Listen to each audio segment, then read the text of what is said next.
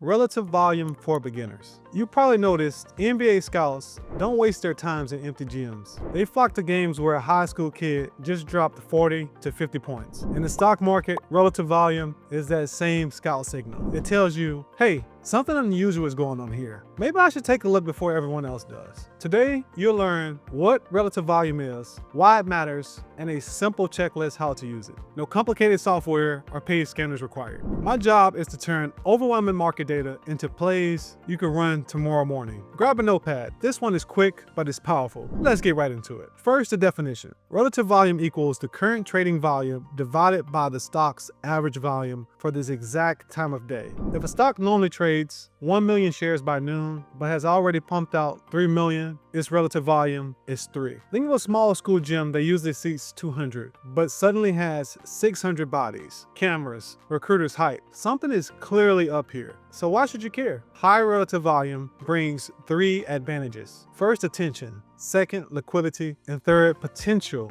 volatility. Attention means news desk, Twitter feeds, and algorithmic funds notice the ticker. Liquidity means tighter spreads. You won't get ripped off in the entry. Volatility means the price can actually move enough to make the trade worth the risk. Now, low relative volume, on the other hand, is like scrimmaging alone in an empty gym. Zero crawl, zero energy, zero payoff. If you're trading, you won't make much money. You don't need Bloomberg Terminal to spot high relative volume. You don't need to pay for some expensive software, some expensive scanner. Most free broker apps now included on the statistics and key data. So for an example, on TradingView's free screener, you can set a filter for relative volume greater than 3. I like to add float under 30 million shares and share price under $20. Those are the small cap players that can sprint when the crowd shows up. That stock can jump up in price very quickly, and you can get in, make a good profit, and get out as well before everybody else leave and the stock goes back down. Let me prove it works with a real-world example you can verify for yourself. On April 2nd, ticker GME, GameStop,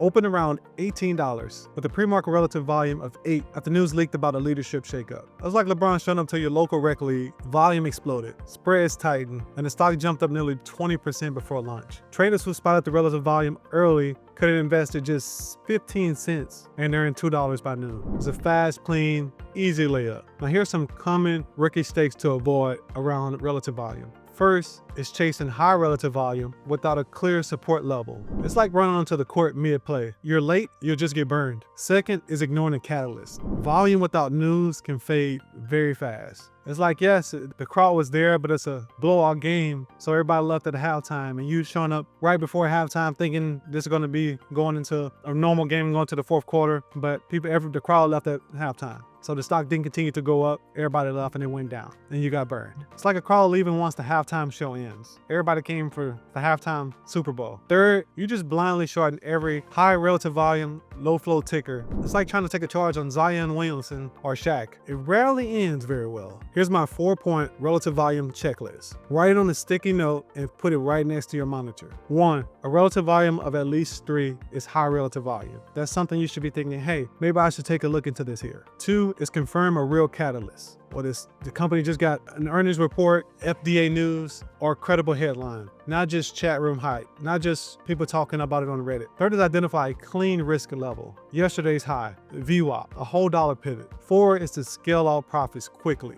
You want to get out of there before the crowd gets out of there. So my rule of thought, this is a secret. So a lot of people think about whole numbers and want to get out at whole numbers. You probably want, now you knowing that a lot of people do that. So you want to think and not be that person. So a lot of people say, hey, this stock is currently at $9.50. It's trending up to maybe go up to $10. I'll get out at 10. You want to say, hey, instead of getting out at 10, I want to get out at $9.96. So you're not stuck in the queue and trying to be the last ones getting out the stock and be one of those last people who are trying to get out the stock. So you want to be one of the first people to get out the stock. So make sure you set your profit take a little bit less than a whole number. So if it's $10, $9.93, $9.97, $30, $29.50, or $29.70. So don't always look to get out or set your profit at whole numbers. That's a gem, and hope you guys can find some value with that. Here's an action step that you can do tonight. Open your broker app. Pull up volume stats on Ford, Apple, and a small cap like AMC. Note their average volumes. Then check tomorrow's opening 30 minutes. If any one of them run 2 to 3 times that average you wrote down last night, paper trade the setup, or if you are an experienced trader, trade the setup with my checklist. You'll feel the crowd energy in real time. If this scout trick just upgraded your playbook, smash the like button.